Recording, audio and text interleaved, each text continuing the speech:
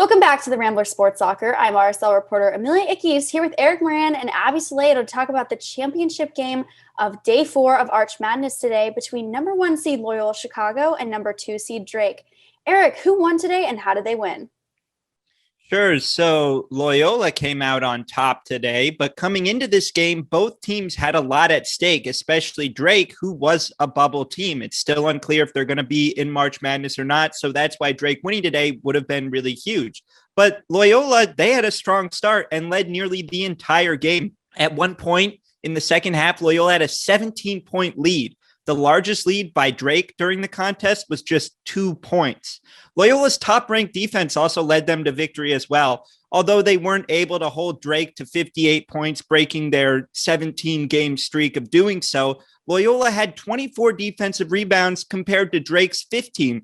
Loyola's defense also recorded 4 blocks, while Drake had 0. I think the biggest thing that Loyola's defense did too was holding Joseph Yesufu to just 12 points. Yesufu had 25 against Missouri State yesterday.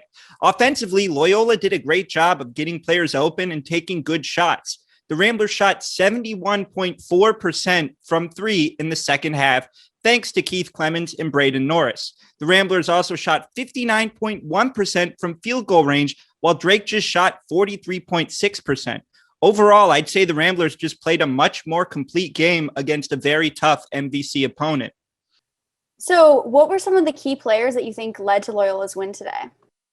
Well, I'd say first off, senior center Cameron Krutwig had a monster game with 20 points and 8 rebounds. And sophomore guard Braden Norris also had a big game, playing 38 minutes. In those 38 minutes, he hit 5 3-pointers and scored 20 points.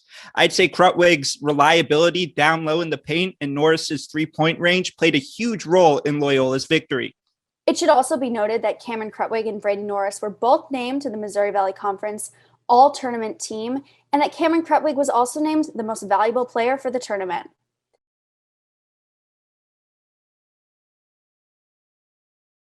Welcome back to the Rambler Sports Locker. I'm Amelia Ickes, and the number 8 seed Loyola Chicago just upset the number 1 seed Illinois in the second round of March Madness today. I'm joined here with Abbey Sileo to talk about the game. Abbey, how did it go down? How was Loyola able to pull out this win today? Yeah, so from the start, the Blurs were firing on all cylinders. The defense from the beginning were so good in the first half. They forced a lot of turnovers, and they covered on Illinois' top guys, Ayo Dosunmu and Kofi Cockburn. And they got 7 steals in the first half. In the second half, Illinois stepped it up and made their presence known, especially Kofi Cockburn. And the Ramblers knew that he was stepping it up, and they fouled many times trying to stop him, and he consistently got the free throws he got from those.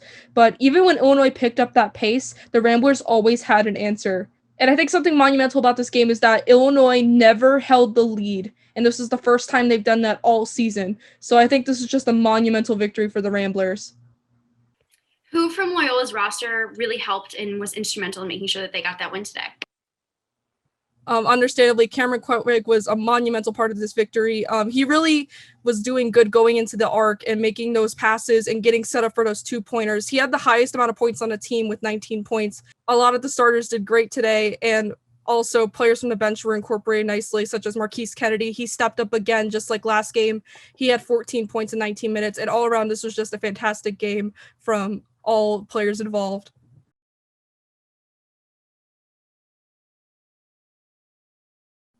Welcome back to the Rambler Sports Locker. I'm Moran, joined alongside RSL reporter Abbey Sileo to discuss the Loyola Chicago Ramblers' loss to the Oregon State Beavers. Abbey, this was a really sloppy game. How did Oregon State ultimately come up on top on this one? Yeah, this was a really disappointing and heartbreaking loss for Ramblers, who have been stellar all season. But at the end of the day, as you said, Loyola's sloppy offense was truly the downfall in this game. There were times where they were open for 3-pointers and layups in those really important moments, but they just didn't capitalize on them enough. And even with their still solid defense drawing 10 turnovers, they were only able to score 1 point off of them.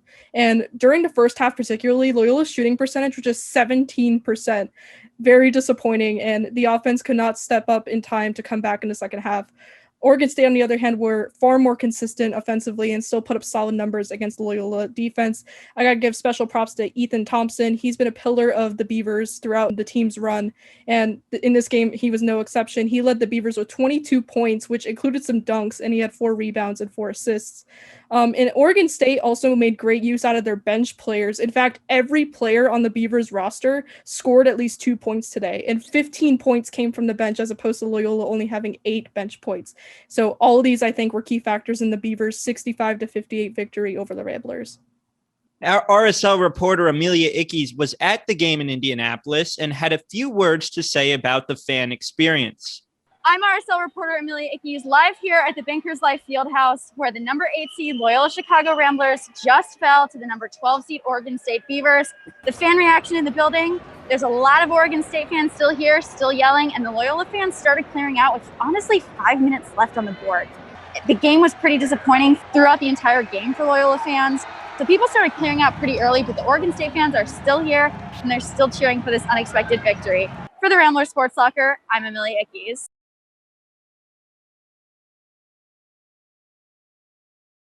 Naperville native Candace Parker capped off the perfect homecoming.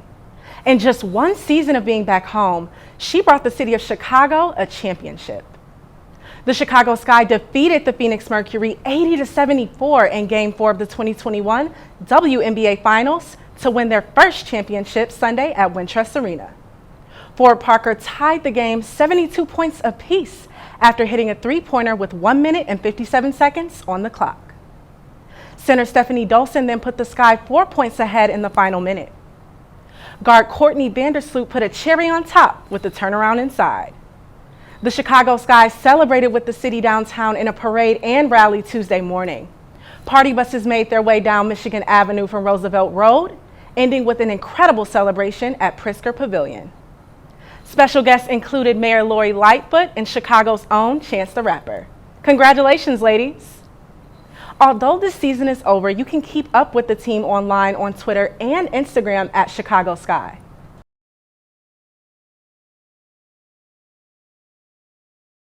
This past Tuesday, the general manager of the Chicago Blackhawks, Stan Bowman, resigned after 12 years with the team.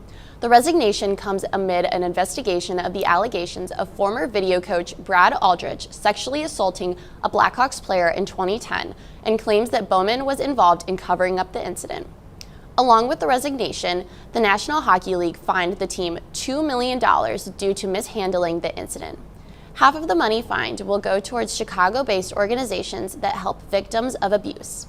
The allegations, including Aldrich, were initially brought to light in May of 2021 when an anonymous former Blackhawks player filed a lawsuit against the team.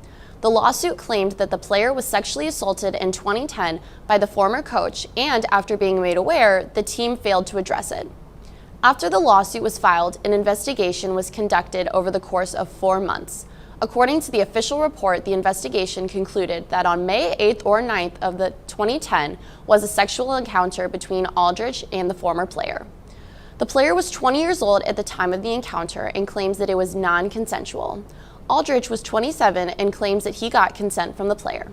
During the time of the alleged assault, the Blackhawks were in the NHL playoffs, where they went on to win the Stanley Cup for the first time since 1961. After a meeting with the senior management of the team informing them of the incident, Bowman stated that then president of the team, John McDonough, informed the team that he would take care of the situation. There was never any follow-up following the meeting. Following his employment with the Blackhawks, the report said that Aldrich went on to work for several other companies before he was arrested in 2013 and pled guilty to fourth-degree criminal sexual misconduct involving a minor. While the team searches for a permanent general manager, Kyle Davidson, the former vice president of hockey strategics and analytics, will serve as the interim general manager.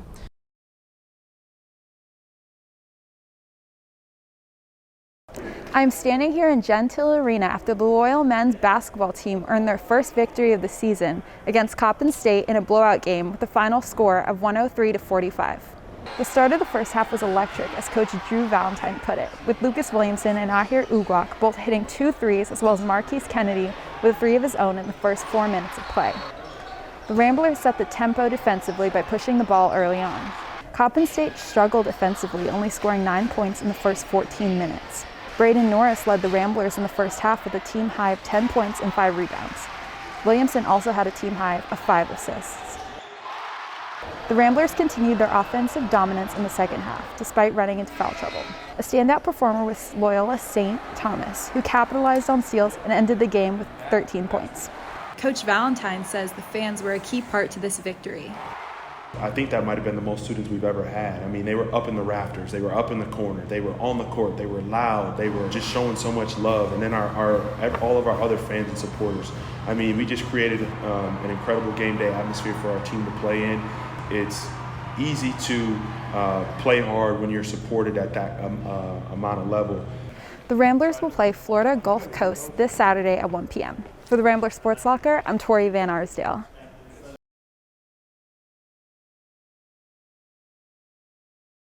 I'm here at Gentile Arena, where Loyola Athletics just held a press conference to announce the switch to the Atlantic 10.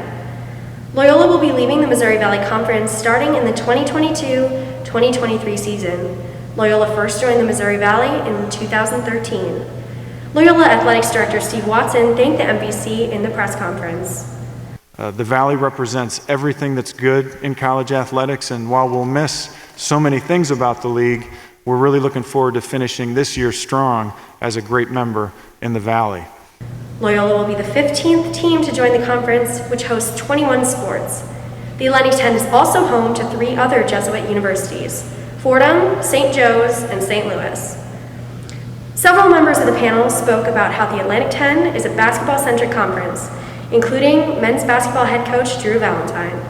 Obviously, there's a ton of teams in the A10, just like us, who have a rich tradition of basketball success. Other teams that advance in the tournament, get to Final Fours, postseason play. So we're excited about competing against those other teams. The Atlantic 10 has made 34 March Madness appearances in the past 10 years. For the Rambler Sports Locker, I'm Amelia Ickes.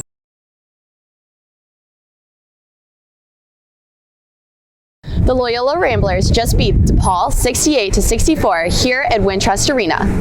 The Ramblers had a hot start, leading by 13 points 4 minutes into the first half. They held off the Blue Demons well until the end of the half crept up on them, and DePaul came in with a 37-31 lead at half. Ultimately, the Ramblers owned the second half, allowing only 27 points. Loyola guard Lucas Williamson led the Ramblers in scoring with 15 total points, and guard Aher Uguap followed with 12. The team totaled 38 rebounds, guard Marquise Kennedy leading with 12. After the game, head coach Drew Valentine could not stop bragging about Williamson. But I got the best defensive player in the whole country sitting right next to me. Lucas and I, we obviously came to Loyola together at the same time, and it was so fun, to see, 2 outstanding traditional basketball programs getting to play against each other from the same city. Williamson also had some chemistry with another player on the opposite end of the court, DePaul's Javon Freeman Liberty. The two attended Whitney Young High School in Chicago, Illinois together and even won a state championship. It's always fun playing against somebody that you went to high school with. He's third leading scorer in the nation. I mean, he's improved so much and he's grown so much since, junior year that I first met him. I mean, it was just a lot of fun. DePaul's head coach, Tony Stubblefield, said that his team knew that this game was going to be a physical one. Loyola is a very good basketball team, very well coached team, veteran guys that play a lot of games together. They don't make a lot of mistakes, they make you beat them. But we had some possessions there in the second half where we didn't execute the way we needed to execute to beat a team like Loyola. Loyola will continue in their pursuit to beat all Chicagoland universities as they travel back north to host the Roosevelt Lakers on December 7th. Tip-off is scheduled for 7 p.m. and will be broadcasted on ESPN+. For the Rambler Sports Locker, I'm Gabbi Lumma.